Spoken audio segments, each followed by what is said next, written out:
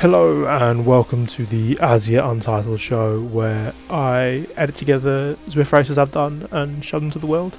It's a little bit to practice editing, and it's a little bit so that I have something to show people when I talk about the thing I do and they can understand better. This is from a category D race. My category is a bit all over the place at the moment because I've just changed trainer and the power reading is very different, and generally the way it rides is a bit different, so I'm struggling to get used to it. That's one of the things I liked about this race, is I felt like I was getting better at dealing with the gradient coming in and finding a rhythm afterwards. So we'll see a bit of that. But this race I got disqualified from because I'm not really meant to be racing it, because my category hasn't caught up with where I am now. I've gone backwards a bit, if that makes any sense, but that's not hugely important. We'll get through to the start. So the thing with Zwift starts is you have to go really hard at the start to keep your position and hold up, because people will just burst out of the blocks. So I did that pretty well, as you can see. I'm in the lead out of the blocks and pretty much hold that position all the way to the bottom of the first climb, give or take. I'm in that front group, which is where I want to be, and this really is going quite well. The problem might actually be it's going too well for a couple of reasons. This is too powerful. Like 400 watts ish I can do, but hitting 500, holding over 450 ish is cooking myself. And also, this front group is made of people that you'll see at the end shouldn't really be in a D category race. I know I said I shouldn't be in a D category race, but that's because within the last month I've got better results, but I can't hit them at the moment. These are people riding faster than you should do in this category.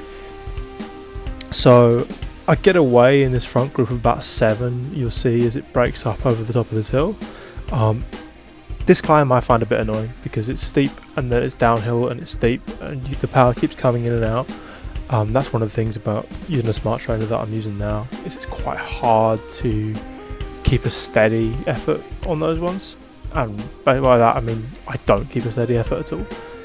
But you see here, I'm just about hanging on to the back of the front group, and I do make it for this lap. I'm dragging a couple of people on with me, but they're too quick, and I'm going to fast forward a bit just to the point where I get dropped. So as you can see, I've let a little gap grow between me and the rider in front over the top, and then I didn't really close it on the descent very well, and I was always hanging off the back of this group, and I caught them as you come up this bit because I had to work really hard, and then the gap grows a little bit and it comes out again, it grows. I was yo-yoing, is I guess the term for it. And this group are guys riding 3.9 to 3.5 watts per kilo. It's supposed to be a 2.5 watt per kilo race. I think I averaged like 2.3 or something in the end. I could do 2.7 on my old trainer, but the new one, it reads lower. It's more accurate, I guess. Yes, definitely, almost certainly, which is part of the problem. But again, I've let it go here, which is a problem. But once the gradient comes in, I've got to keep pushing that gear, so I kind of catch back up again, because no one else is stupid enough to push this much power. But it's once we get to the top of this bit again, things become a problem. As you can see, old fella here gets dropped. But I've got back on here, but I just can't keep the pedals going. And suddenly sort of feel like, I guess a 4-minute effort now, probably slightly more with the start, I just feel exhausted and don't really want to turn that big gear anymore. And that's where I just kind of let go. I'm not getting back on now. That gap's there, and I have to make a decision, which is, if I'm not going to catch the guys in front, I'm not going to stay with them over the race. But I have, 30 seconds in front of the group behind? That's a long wait. I don't know if I want to do that either. So what do I do here? If I push the watts I'm pushing, I probably won't stay away the whole race, but I'll be a bit more tired. If I kind of give up, I'll get caught, but it's dangerous. You have to find a good place to get caught on the course, I think, and eventually I come to that kind of compromise where yeah, I'm pushing not super hard here, but reasonably, and just kind of seeing what kind of power-ups I get, what happens. There is a guy that chases me, and this is the one that actually ends up winning the race unofficially. Zwift power results don't feature him because he pushes a huge number of watts. But this fella, the Lebanese one that's behind me, he'll catch me just here. There you go. He's the fella that wins the race. So that gives you a clue how quick he's going to go. But I've got 14 seconds in front of the group behind at this point, so I kind of just soft pedal and hope that they can get nearby. But obviously the problem is that I can kind of push harder than them on the uphill segments, and that's why I was in the group in front. So getting the right speed at the right place on the course for them to catch is difficult, so I wait a bit longer than I expected. You know, I thought they'd close this gap by now because I'd taken my foot off the gas, but they just left me hanging there, maybe not even thinking that I was involved. But we get there eventually, and you'll see in a minute. I'll just skip to that actually. So as you can see on the little mini map in the top right corner, they're just behind me. They've come into view, and luckily this little false flat up here gives me the chance to really put the pedals down and get up to speed with them.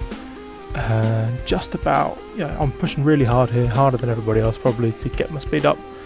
But there we go, I'm in the bunch as we come over, and that's my group. So this is the sort of 8th place to, I think, 18th is the back of them. If you look at the little thing at the bottom, they've got a 20-second gap to the group behind. And this becomes my group, and we race along, and I'm probably going to skip to the last couple of laps now, because not a lot interesting happens here. So this is coming to the finishing straight with 2 laps to go, just round this corner here. I don't know why I've gone to the front here. What I found was it's quite important to be at the front as you round the hairpin at the end of the straight, and I'm not very good at judging that. So for some reason I come to the front here, go onto the power up banner. What do I get? Nothing. I get experience. That's not very helpful. So I'm not going to attack on this lap or anything like that. I'm just going to try and hold this position. You know, I'm on the back of the bunch. Ramp up the power here, knowing that as the gradient kicks in, I'm going to start to pull forward because, again, I think it's the heavier, I'm sort of more powerful rider. I punch up a bit more in these, and then at this point, you know, I'm right at the front, behind this guy with the feather power up. This is pretty much ideal positioning really, because I've got a bit of draft, so I'm not wasting all my watts, but I'm also not falling back in any way. And the thing I really want to do is, once you get to the last little steep bit, is use as little effort as I can, because then I can rest more. This group, joyously, when we get to this false flat bit, kept sort of ramping off the pedals and letting you go quite easily over the top and go again on the flats, which I like. Nice bit of rest. As you can see on the bottom, there's big blue and grey bits, and on my graph, that's where I've got a nice little bit of rest. And you know, we group back up, and we can get onto the flat bit and really hit this bit hard. And I'm going to sort of fast forward to the same point on the next lap, because nothing particularly interesting happens here. So just zoom along here. Obviously not real speed, but nothing shenanigan goes on here. Everyone just kind of pushes along at a fairly steady rate as we come round to the final finishing straight, or the penultimate finishing straight. And you know, I'm a bit better placed here, not on the front wasting watts. I say that as I pull onto the front. I get probably the least ideal power up here, which is the truck. So this gives you a draft boost, so it's less work while you're in the draft, but on a final lap when the Tacx are going, it's hard to know when to use that. I don't really want to use it uphill, it's not going to help a lot. But here we go. At this point I'm just going pretty much as hard as I can, which is not to say deliberately hard as I can, but I just spin the gear that I'm in as hard as I can, regardless of how much resistance is pushed up. As you can see, I get on the front, and I was thinking at this point, you know, maybe I'll do it so well that I drop the guys behind me, but it turns out all the other laps, they've not been going as hard as they can, and they can actually keep up. So you see these massive red spikes on that graph, like I'm going much harder than on the previous one. And this time on the false flat, we don't really let up. You know, the pace is high again. You know, I'm smashing out 400, 500 watts here, and settling in. At this point, I'm not going to attack because I'm not going to get a big gap on a 1% gradient. I don't like going into my highest gear because it grinds a lot and it's a lot of work for not a lot of benefit, so I'm not going to try and go off on the descent. So really, I'm almost waiting for the sprint here, and I want to see what other people do, because you know, if someone were to attack here and I was to get on their wheel, that might go away, but we're really running out of any opportunities here. So this is really all about conserving watts while being as close to the front as possible, because the group is split here. You can see how people have dropped off the back. It's going to be tough because the lap is not very long and sprints can get pretty long if you take the piss, which you might see in a second. But here on this false flat section is where an attack is going to go. So this fella Afonso, the Portuguese one, starts putting out some mad watts and really does go on an attack. He's using his aero boost, which is going to make him go faster. This is when I go into the draft thinking, you know, this is getting hard. This is where I want to save some energy. I don't know if I save very much. And then I worryingly think, oh, this Afonso fella might get away. I'm going to have to catch him, aren't I? So 400 meters out, more than 450 maybe, is too far for a proper sprint. So I kind of just stamp on the pedals really hard, but not as fast as possible. I'm chasing him down. At this point, I don't know if I'm going to catch him, but you start to realise, yeah, he attacked too soon, and I am. But I have led out this fella, who smashes me, and then this French guy almost gets me, but the line was slightly closer than the screen made me think, and that's a 9th place finish. As I said, because I'm technically a C-Cat on Zwift Power, I was disqualified automatically regardless of how hard I pushed.